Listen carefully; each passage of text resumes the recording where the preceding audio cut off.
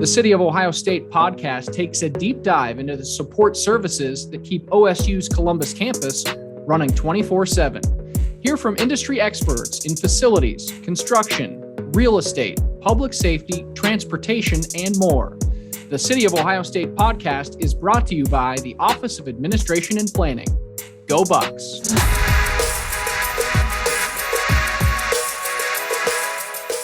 Hello and welcome to the City of Ohio State podcast. I'm your host, Dan Hedman. Last month, we welcomed safety officials to discuss how Ohio State is always prepared for emergency situations. This month, we're joined by Pete Calamari from Facilities Operations and Development, or FOD for short. FOD Operations performs building and roadway maintenance, snow removal, and landscaping services for the university and the Wexner Medical Center.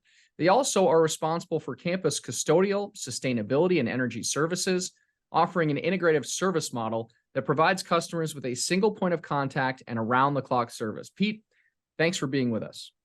Yeah, no, thank you so much for having me. Of course. Now that I've shared the foundational work your team does, I'm curious, can you expand on that a little bit? Tell our listeners the most likely ways FOD Operations will assist them on campus, and how big is the operations team? Yeah, so just to kind of give you an overview of our group, we're a big team. We have, I think if you ask the average person who worked at Ohio State, a staff member, a faculty member, they're familiar with FOD as providing maintenance and custodial and landscape. But our organization is a little bit more expansive. So part of FOD operations is really maintenance services and engineering services for the medical center. We have a contingent that's embedded with student life that does painting and mechanical system services. So we've got a pretty broad grasp of campus, and we're about 650 staff or so. But I think what most people don't realize, so embedded within maintenance, there's the typical things we would do in an average day, like change your light bulb or fix your door lock or something like that. But I don't know if most people see how much we're involved in building automation networks or energy management and all these different aspects that are offshoots of the work we do. And some of it is really specialized. So in the med center team, we have people who are experts in Joint Commission. We have folks that work with epidemiology on waterborne pathogen testing and understanding those systems and how they could be impacted. So it's a big group with a big footprint here at Ohio State. Many layers and a lot more complex than people might think just looking in from the outside. While summer often slows down for many folks on a college campus, work does not slow down for your team. What types of projects take place while many students and faculty are away for the summer months, and how does this help support a successful return to classes in the fall? Yeah, so as we talked about the last question, our group is really kind of big and diverse. So depending on which group you're with and what you support here on campus, your summer could look substantially different. So if you're part of our med center team, the med center never stops. So it's 24/7, 365, and those folks are just part of it. But I think if you look at the academic group, a little quieter, it's a good time to do a lot of small project work, a lot of paint, what we call refresh projects here on campus. So at any given time this summer, there'll be probably close to 100 small projects going in public spaces, and then in mechanical spaces where it's, we're upgrading a steam valve, or we're doing all these different aspects of building maintenance that most people don't see. But we do try and really put a lot of time in with some of those refresh type items. So when people come back, campus does look different, and they see their space as a little bit more inviting. Yeah, it's just so much work, the scope of it, right? So I'm a homeowner. I think about that. I have to cut the grass and fix a light when it breaks and all those sorts of things. The summer's a good time to get some of those bigger projects done while people are gone, I would imagine. So during the academic year, custodial and maintenance personnel work throughout these spaces. There's also crews concentrated on supporting the medical center and its facilities. What is the best way for a Buckeye to report a facility-related issue? And what type of response time should they expect when they do? So if you look at our group, no matter where you're at the med center or student life and just with the academic buildings, the best way to get a hold of us and get work into the system is through Service to Facilities, which is our facilities call center. And that works for all those groups. So s2f.osu.edu. And there's a number 614-292-4357, which is help. And they'll take your call and we'll take your work order, and we'll start to get you processed and get someone out to see you. So for most work, particularly like in the med center, a lot of our services are tailored to patient care. A patient stay in a hospital is a relatively short period of time. So if they have an issue with something in their room, we want to try and get to them as quickly as humanly possible. So we'll close probably 85% of our work orders within 24 hours. And probably all that work, over 95%, will be done within a week's time. And then, if you look at the academic campus, it's maybe not as fast a response, but it's built a little differently. So we're going to do about 45% of our work in the first day. And by the second day, we'll have closed about 65% of those work requests out. And that tends to be kind of, forward facing things, right? The outlet in my office isn't working. The restroom, there's a leak at the faucet. So those kind of day-to-day things, those bigger, more complex jobs that go on maybe in mechanical systems, they take a little bit longer. So we average probably closer to, 8 to 10 days. No, that's really fascinating. I'm surprised actually at how quick the team's able to turn some of those projects around, particularly in the medical center, up over 90%, I think you said, in the first day.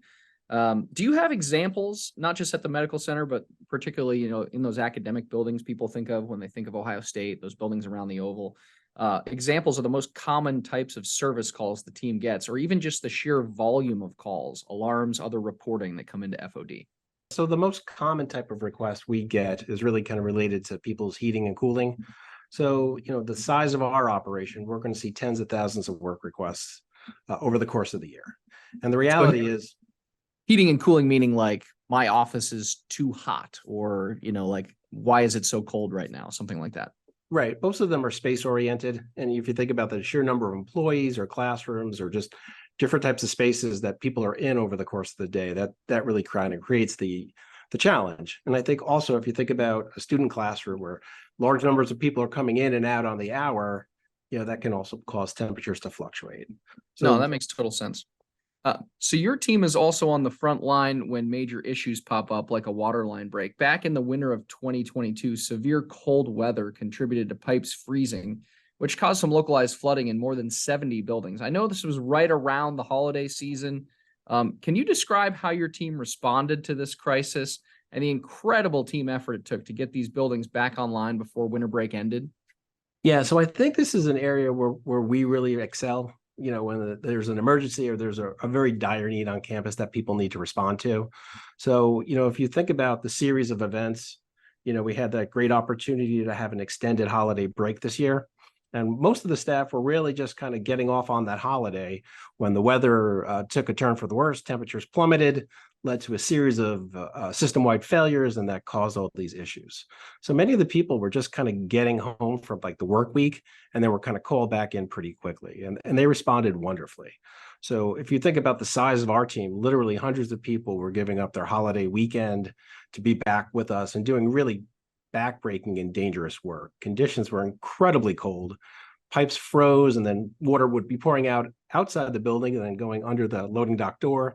And then it was all ice. So, staff worked through all those challenges. They worked through their family commitments, and they spent that time here with us because I think they felt a real connection to the university and the needs we had at that window of time. So it was really something to be incredibly impressive. And that went on, not just with that immediate response, but the cleanup continues today. And people have really sacrificed a lot of that time during that holiday week to recover, where people worked, 10, 20-hour windows of time straight here on campus trying to organize, and then doing things like knocking holes in walls so water could drain out, so we could secure electrical, so we could start that recovery process. So an incredibly impressive effort by so many people across the organization that it's one of those things that I'm really proud of our team, and I think the university really appreciates that type of commitment and sacrifice. Yeah, it's amazing. And it's actually a little bit of a good thing maybe that it happened over the break. Bad thing for the people that had to come in and sacrifice that time. But some of this was even wrapped up before folks got back and could even notice. So kudos to your team for all their work this past winter. Sustainability is a major focus at Ohio State, and FOD Operations is one key area making a substantive impact. From an energy setback program that adjusts interior temperatures when buildings are unoccupied to a composting program, Operations has its fingers on the pulse of going green. What other types of ways is your team helping Ohio State achieve sustainable operations? So, we do a broad range of services, again, talking about our team and, just the kind of range we have. So we're involved in kind of water reduction programs and building design standards, kind of creating buildings for the future that just use less energy. Ecosystems where, on campus, we probably planted close to 1,000 new trees just last year alone. So we have a broad range. And if you think about, zero waste, Aparna Dial, who's our senior director of sustainability, a number of years told me that they were working on this idea that they were going to make Ohio Stadium zero waste. And I wish her the best of luck. And I thought that's the craziest thing I ever heard.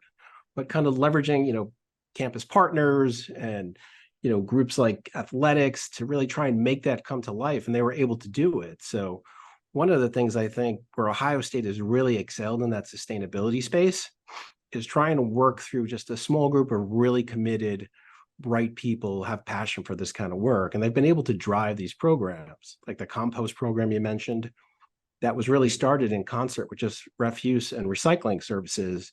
But they built that out and they were able to kind of create a network of locations. And they partnered with, some of the really good folks that are forward thinking in our dining services programs. So, now there's 120 locations where you can drop off those materials. Our residence halls and our dining services are committed to that type of composting program. And just across campus, probably 2,000 faculty and staff just participate for their households as well. And I'm one of them. So it's an incredibly impactful program. So then it's very cool. And I think that it speaks to the mindset of students, right? I mean, I think students are much more environmentally conscious than the generation before them and the generation before that, right? So there's exceptions always, but I think that's really important work happening in your department.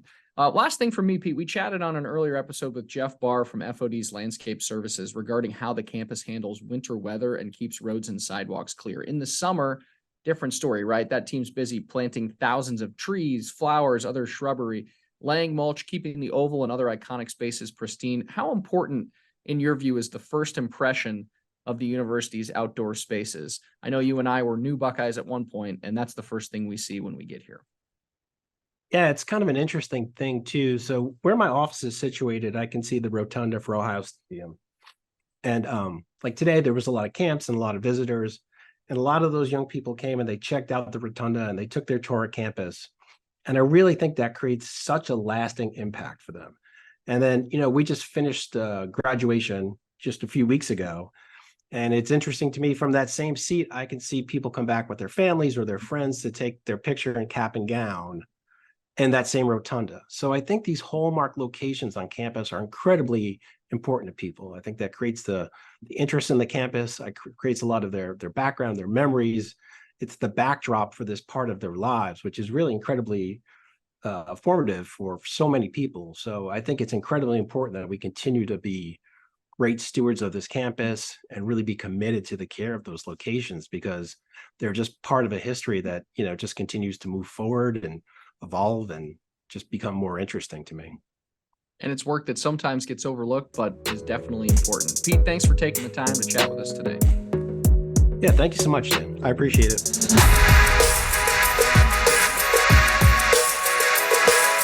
The City of Ohio State podcast is brought to you by the Office of Administration and Planning. Until next time, be kind, go Bucks.